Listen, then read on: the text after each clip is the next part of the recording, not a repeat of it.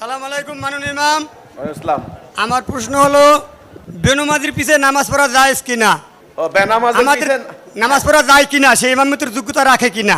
আমাদের দেশে আলেম সমাজ তারা মসজিদে নামাজ পড়ায়, তাকে সালাম দিলাম তো হুজুর সালাম আলাইকুম, ওয়ালাইকুম সালাম, আপনি কী করেন? আমি ওই মসজিদে নামাজ পড়াই।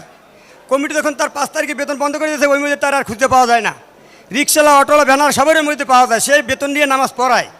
তার পিছনে নামাজ জায়েজ আছে কিনা? এবং কোরআনে দাড়ির কথা একবারও উল্লেখ নাই।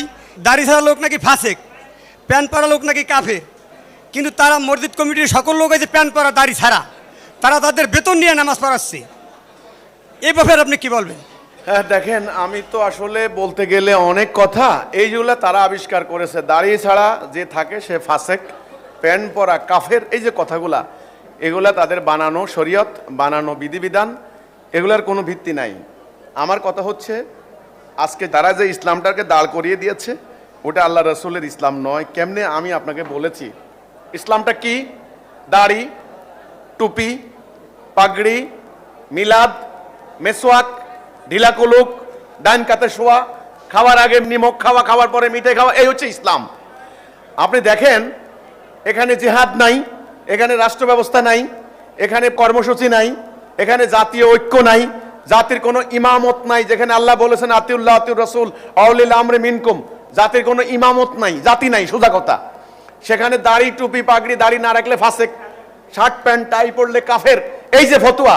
আমি কিন্তু বলেছিলাম জিহাদ এবং কিতাল আল্লাহর দিন প্রতিষ্ঠার ডাইরেক্ট নির্দেশ, আকিমুদ্দিন আল্লাহ বলেছেন। আচ্ছা, এটা দিন প্রতিষ্ঠা করবেন কিভাবে? জিহাদের মাধ্যমে। ওকে, কোরআনে শত শত আয়াত জিহাদ করো, কিতাল করো।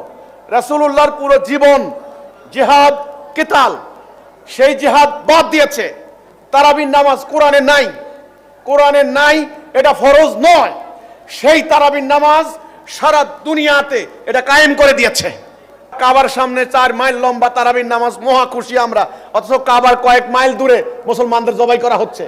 কথা হচ্ছে যেটা ইসলামে নাই, যেটা কোরআনে নাই, ফরজ নয়, সেটা দল বল দিয়ে সবাই মিলে হাফেজদেরকে টাকা দিয়ে সারা সন্ধ্যাবেলা দাঁড়িয়ে দাঁড়িয়ে সেটা আমল করা হচ্ছে। আর যেটা আল্লাহ কোরআনে বলেছেন সেটা গায়েব করে দিয়েছে। এটা কি আল্লাহ রাসূলের ইসলাম? বাস, উদাহরণ খালি একটা দিলাম।